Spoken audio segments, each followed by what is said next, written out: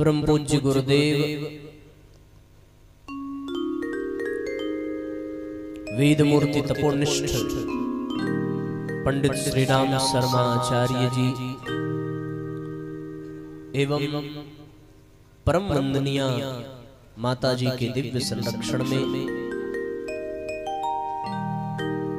4 दिवसीय श्रीमद् पावन प्रज्ञा पुराण कथा के इस दिव्य कार्यक्रम में आज द्वितीय सत्र पर उपस्थित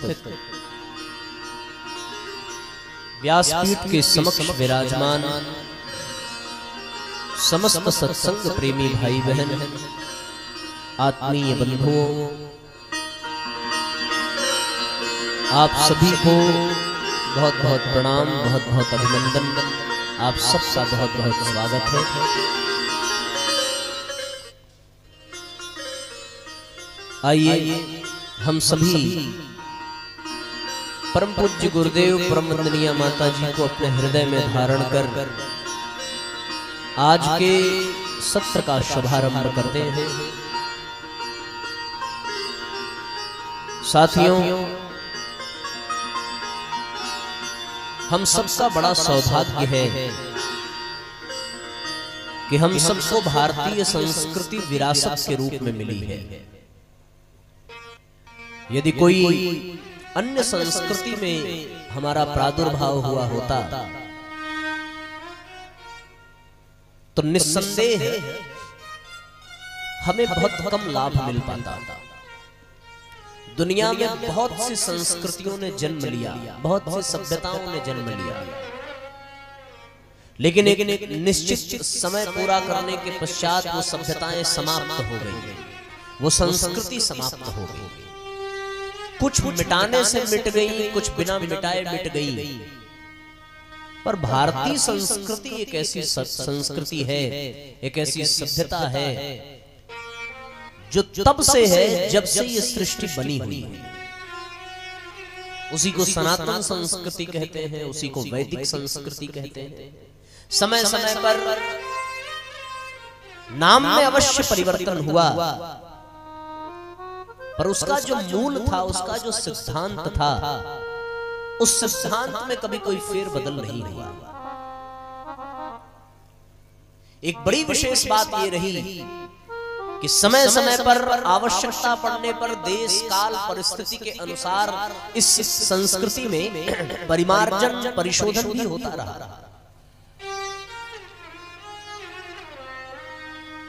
इसकी एक बड़ी विशेषता यह है कि समय समय पर स्वयं वो सत्ता जिसे हम ईश्वर कहते हैं, भगवान कहते हैं, वो खुद इस दुनिया में समय समय पर अवतरित होते रहे और उन्होंने देशकाल परिस्थिति के अनुसार इस संस्कृति में परिशोधन किया, इसको परिमार्जन किया। कभी कभी रूढ़वादिता के नाते, परंपराओं के नाते इसमें भी विकृतियां आई, पर उन विकृतियों को मिटा करके उसे फिर से सर्वसुलभ बना देना, ये ईश्वरीय सत्ता के द्वारा बारंबार होता रहा। अपनी अपनी सभ्यता, अपनी अपनी संस्कृति सबको श्रेष्ठ ही लगती है, इसमें कोई दो राय नहीं है। जो जिस संप्रदाय का है, जो जिस धारा से जुड़ा हुआ है, वो उसी का गुणगान करेगा।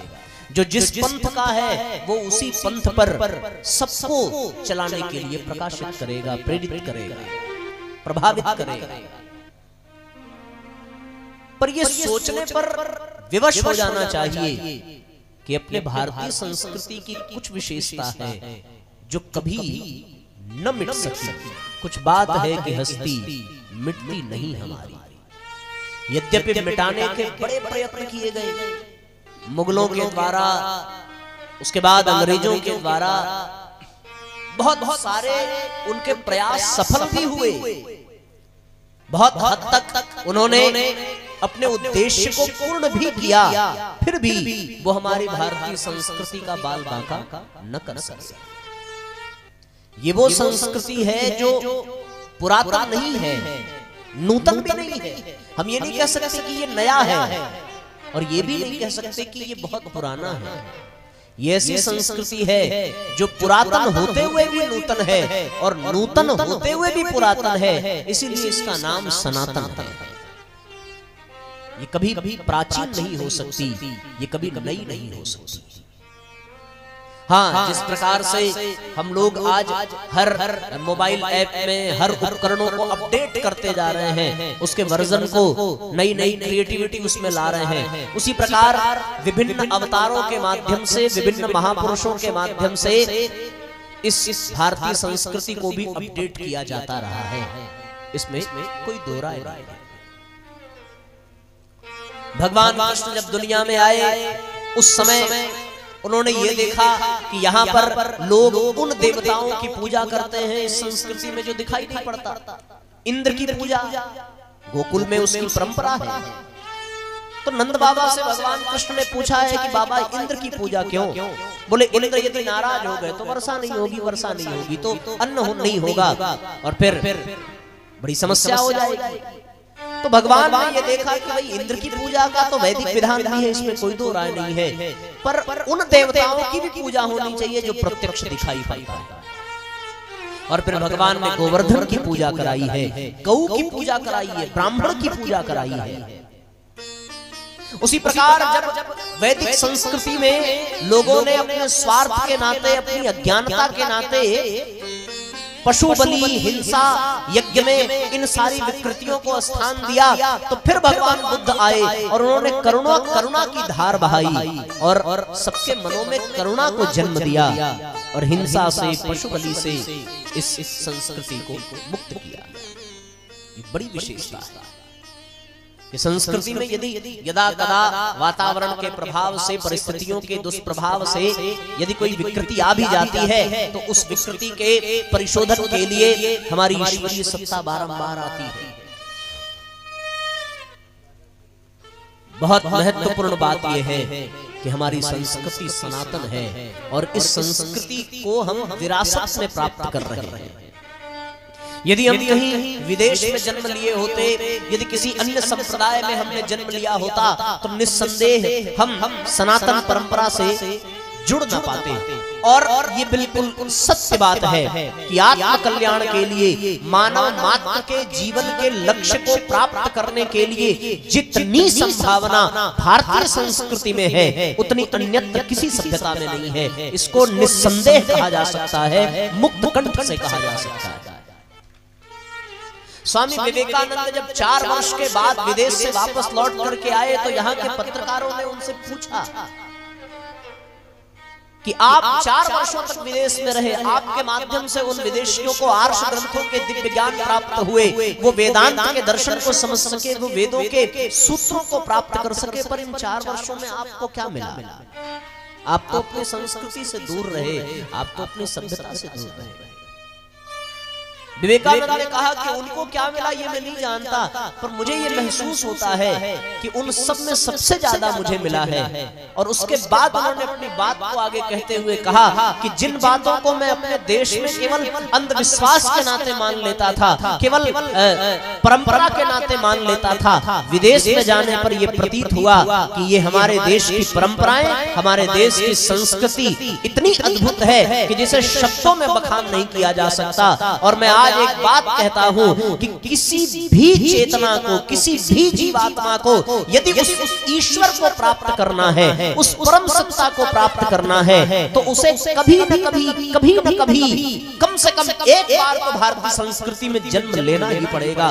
बिना इसमें आए उसे वो सूत्र, वो सिद्धांत मिल ही नहीं सकता कि वो अपनी चेतना का विस्तार कर सके और आत्मा से परमात्मा में विलीन हो सके। कोई रास्ता ही नहीं।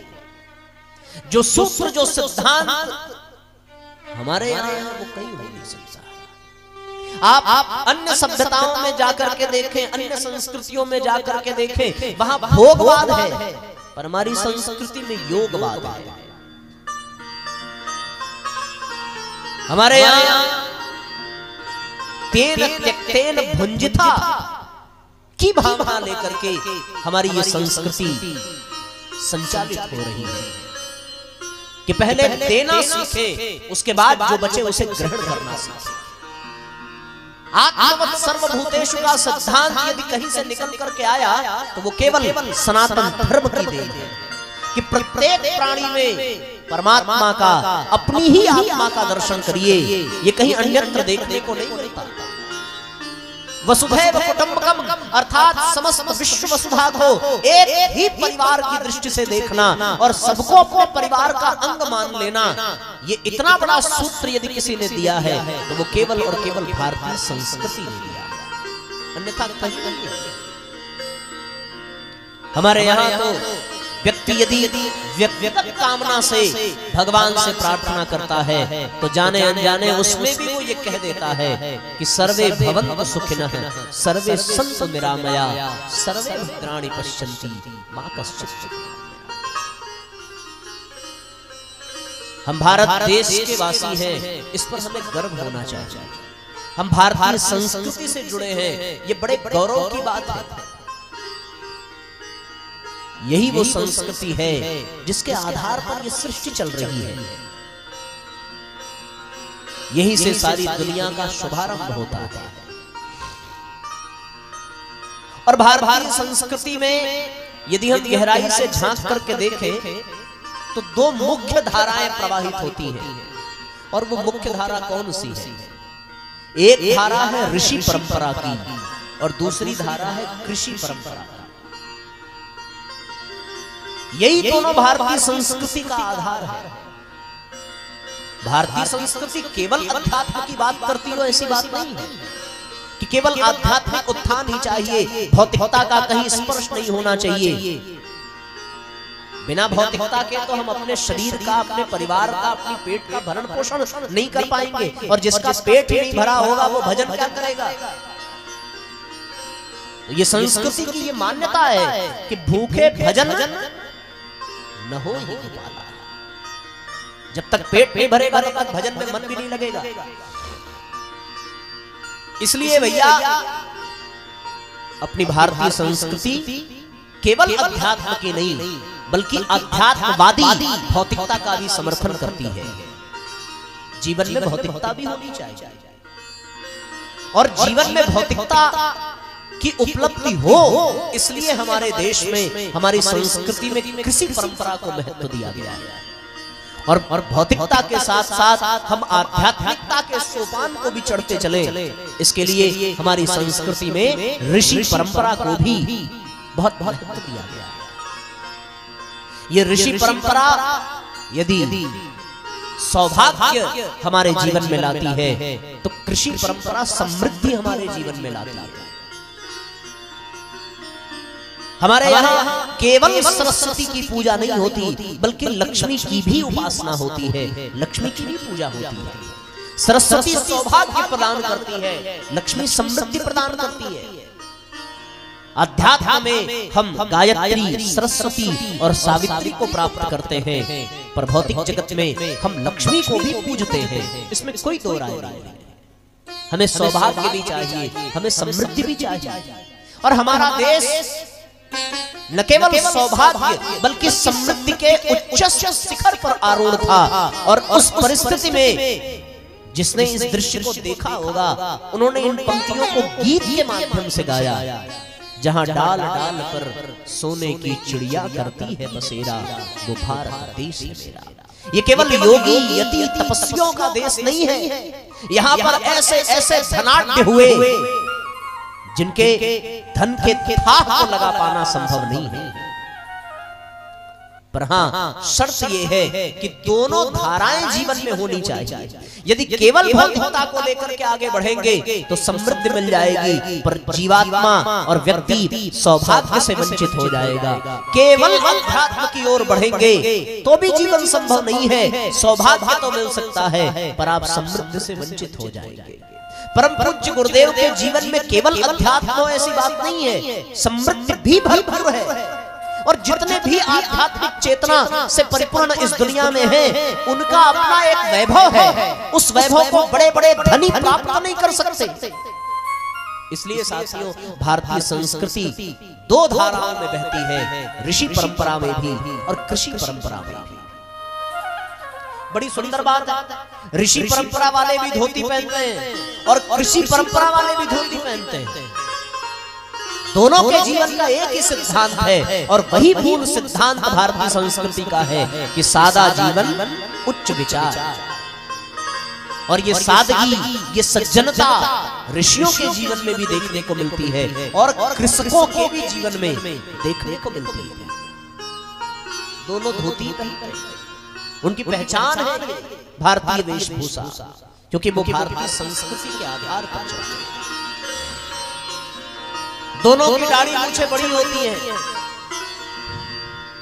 एक के सिर पर जटा होती है और एक के सिर पर पगड़ी होती है। जो पगड़ी है वो कृषि प्रधान जीवन शैली को दर्शाता है और जो जटा है वो ऋषि प्रधान जीवन शैली को दर्शाता है।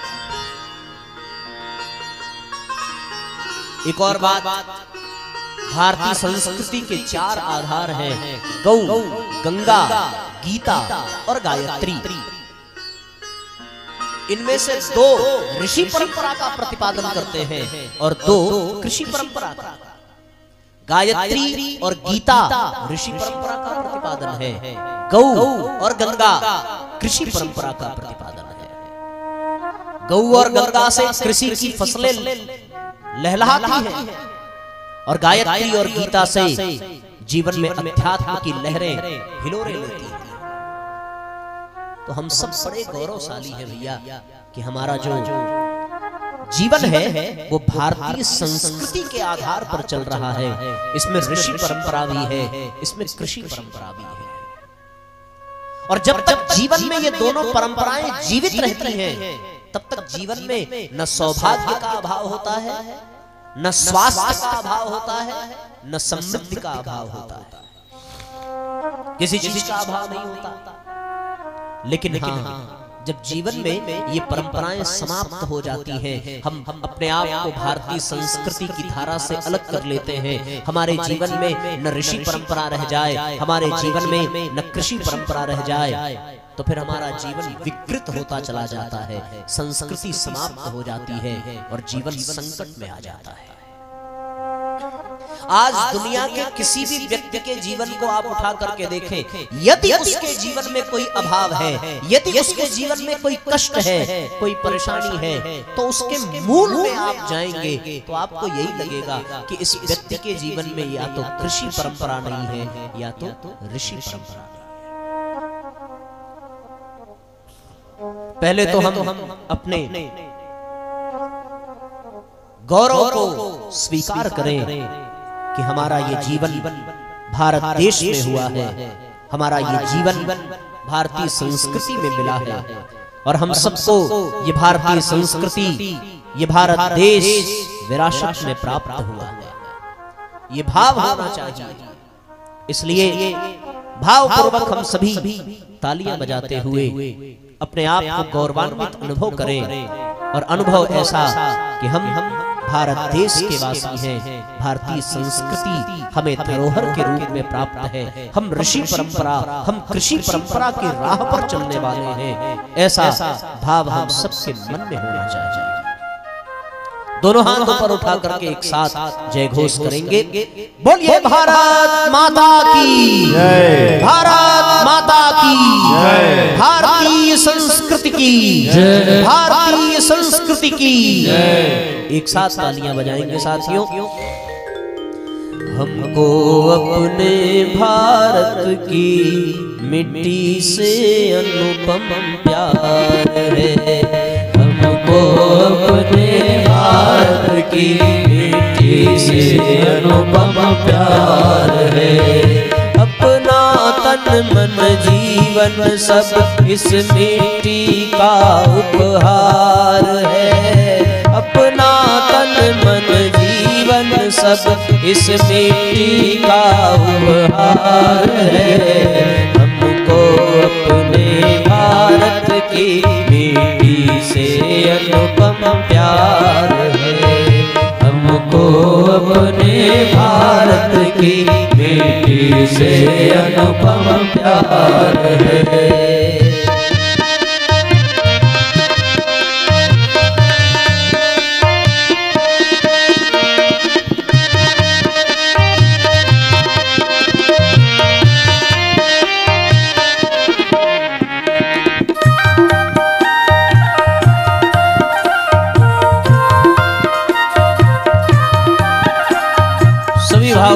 तालियां बजाइए।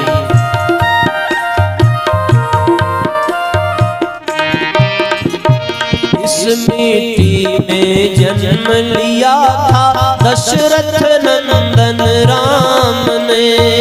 इस मिट्टी में जन्म लिया था दशरथ नंदन राम ने। इस धरती पर गीता गाई यदुकुल भूषण श्याम ने। इस धरती पर गीता गाई यदुकुल भूषण श्याम ने।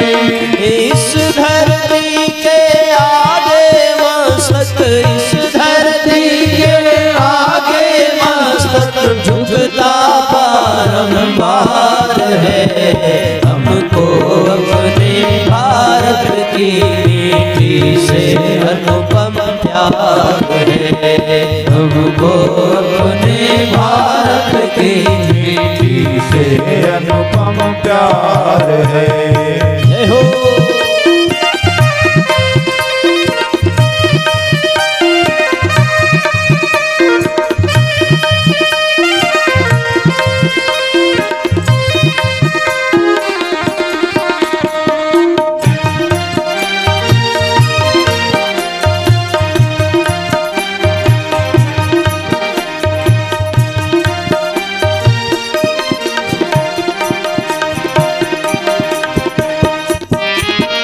इस माटी की जौहर गाथा गाई राजस्थान ने।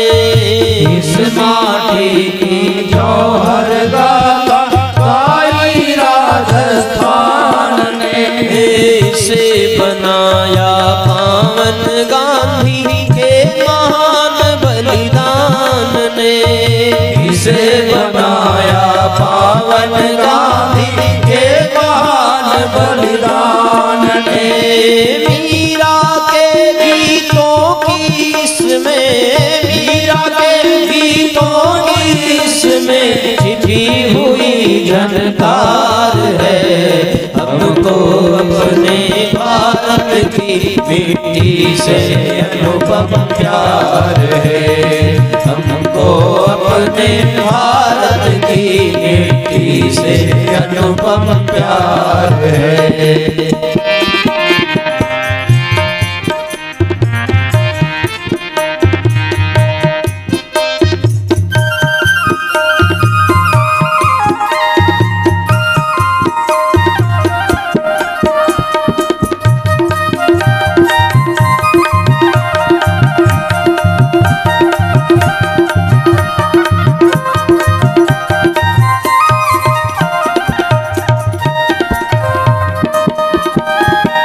इस मिट्टी की शान बढ़ाई तुलसी सूर कबीर ने।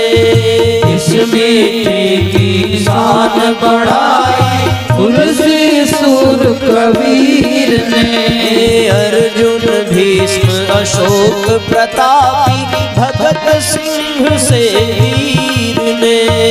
अर्जुन भीष्म अशोक प्रतापी भगत सिंह से वीर ने।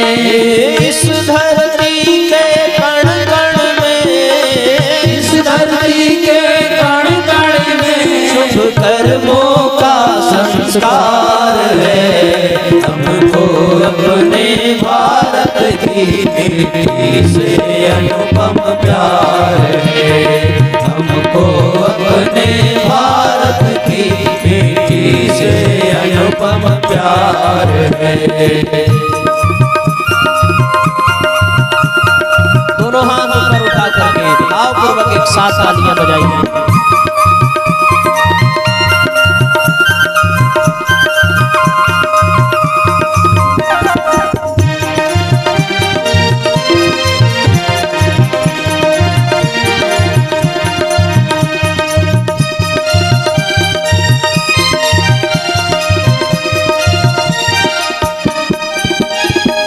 कण कण मंदिर इस माटी का, कण कण में भगवान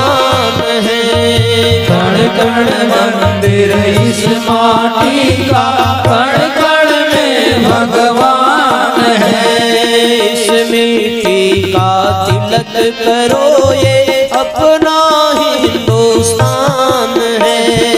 इसमें हिफाजत करो ये अपना हिंदुस्तान है। इस माटी का हर सपूत हो, इस माटी का हर सपूत भारत का पहरेदार है। हमको अपने भारत की मिट्टी से अनुपम प्यार है। हमको अपने भारत की मिट्टी से अनुपम प्यार है। अपना तन मन जीवन सब इस, अपना तन मन जीवन सब इस मिट्टी का उपहार है। हमको अपने भारत की मिट्टी से अनुपम प्यार है। हमको अपने भारत की मिट्टी से अनुपम प्यार है। मिट्टी से अनुपम प्यार है। मिट्टी से अनुपम प्यार है। भारत माता की जय। भारत माता की जय। भारतीय संस्कृति की जय। भारतीय संस्कृति की जय। तो हम सभी साथियों भारतीय संस्कृति के निवासी हैं। वो संस्कृति जो जीवितों के लिए ही नहीं, मर जाने के बाद भी समर्पित है। हमारे यहाँ अर्पण तर्पण समर्पण की व्यवस्था है। संसार में जीवित है तो अर्पण करिए, मर गया तो तर्पण करिए, और परम लक्ष्य को प्राप्त करने के लिए समर्पण करिए। ये ऐसी संस्कृति है। फिर भारतीय संस्कृति में दो परंपराएं, ऋषि परंपरा, कृषि परंपरा, और दिन दोनों में जब विकृति आ जाए तो जीवन संकट में आ जाता है ना? हम अपने स्वास्थ्य की रक्षा के लिए आज न जाने क्या क्या करते हैं कि हमारे शरीर में कोई प्रभाव न हो, हमारा स्वास्थ्य बना रहे। खूब पौष्टिक चीजें खाते हैं, जिम जाते हैं, कभी कभी डाइट करते हैं, अच्छे अच्छे मेकअप करते हैं, घरों में एसी तक लग गया, कोई सारे सुख संसाधन सुविधाओं से घिरा हुआ हमारा जीवन। उसके बाद भी क्या हम अपने स्वास्थ्य को ठीक रख पा रहे हैं? विचार करके देखते। पहले के लोग हृष्ट पुष्ट स्वस्थ मस्त हुआ करते थे, लेकिन आज स्वास्थ्य के लिए, शरीर के लिए अधिक से अधिक परेशान रहने वाला व्यक्ति यदि सबसे पहले कुछ गंवाता है तो वो अपना स्वास्थ्य ही गंवाता है। उसके जीवन से कुछ यदि छीन जाता है तो उसका सबसे पहला अभाव उसके जीवन का उसका स्वास्थ्य। विचार करिए ये क्यों गया? क्योंकि आज का व्यक्ति कृषि परंपरा से अलग हो गया। अब वो खेतों से डायरेक्ट नहीं जुड़ा हुआ है, अब वो 100% पवित्रता खेतों के माध्यम से उसे नहीं मिल रही है। न वो खेतों में आता है, न वो खेतों में जाता है, और ना ही खेतों से कुछ पाता। खेतों में उगने वाला अनाज भी आज विष के समान निकल रहा है। यूरिया के माध्यम से होने वाली ये खेती, और उसके बाद फिर बड़ी बड़ी फैक्ट्रियों में जाकर के वो अनाज जब मॉडिफाई होकर के आता है तो उसमें दुनिया भर की मिलावटें, और वो पैकेट में बंद हमारे घरों में पहुंचता है। हम कृषि परंपरा से अलग होते जा रहे हैं, और कृषि परंपरा से अलग होने का तात्पर्य कि हम गंगा से अलग हो गए, हम गौ से अलग हो गए। आज हमारे लिए गौ पालन भारी पड़ रहा है, और गौ पालन में मेहनत ज्यादा है, मशक्कत ज्यादा है, समय अधिक देना पड़ता है। ये सारी बातें सत्य हैं, इसके बावजूद भी नुकसान हमारा ही हुआ है, क्योंकि हमने कभी गौ और गंगा से प्राप्त होने वाले, खेतों से, किसानों से प्राप्त होने वाले उस दिव्य लाभ से अपने आप को वंचित करते जा रहे हैं, और हमारा जीवन बिगड़ता जा रहा है। केवल कृषि परंपरा से ही हमने नाता तोड़ दिया हो ऐसी बात नहीं है, हमने ऋषि परंपरा से भी नाता तोड़ दिया। हम ऋषियों की परंपराओं से भी अपने आप को हटाते जा रहे हैं। हमारे ऊपर पाश्चात्य संस्कृति का ऐसा प्रभाव बढ़ता जा रहा है कि हम अपने जीवन में ऋषियों की परंपराओं को नजरअंदाज कर देते हैं, और उसका परिणाम ये निकला कि आज हमारे देश में ऋषि परंपरा, कृषि परंपरा दोनों खतरे में है। इसमें कोई दो राय नहीं है। और जब ऋषि परंपरा खतरे में आ जाए, जब कृषि परंपरा खतरे में आ जाए, तो आप ये मान लेना कि अब इस धरती पर जीवन संभव नहीं है। जीवन के भरण पोषण के लिए कृषि परंपरा आवश्यक है, पर जीवन जीने की कला के लिए ऋषि परंपरा आवश्यक है। यदि हमारे संस्कृति से ऋषियों को निकाल दिया जाए और यदि हमारे जीवन से खेती को निकाल दिया जाए, तो बताओ कुछ बचेगा? क्या बचेगा? कुछ नहीं बचेगा। गौ और गंगा निकल जाए, गीता और गायत्री निकल जाए, तो फिर ये संस्कृति समाप्त हो जाती है, फिर ये जीवन निराधार हो जाएगा। क्योंकि भारतीय संस्कृति का आधार ही है गौ, गंगा, गीता और गायत्री। गौ, गंगा, गीता, गायत्री जब ये आधार ही मिट जाएंगे तो फिर भारतीय संस्कृति टिकेगी कैसे? और एक बात मैं बड़ी प्रसन्नता के साथ कहना चाहता हूं, कल हमारे भाइयों से चर्चा भी हो रही थी कि वास्तव में ये दृश्य कहीं आज तक देखने को नहीं मिला। आप सब सौभाग्यशाली हैं कि ऋषि परंपरा की गायत्री और कृषि परंपरा की गंगा आपकी प्रज्ञा पीठ के बिल्कुल आमने सामने। दाहिनी तरफ देखें तो गंगा और बाईं तरफ देखें तो गायत्री। आप लोग गए हो ना उस मंदिर में, देखा है? कितने सौभाग्य की बात है। एक और ऋषि परंपरा बह रही है, एक और कृषि परंपरा बह रही है।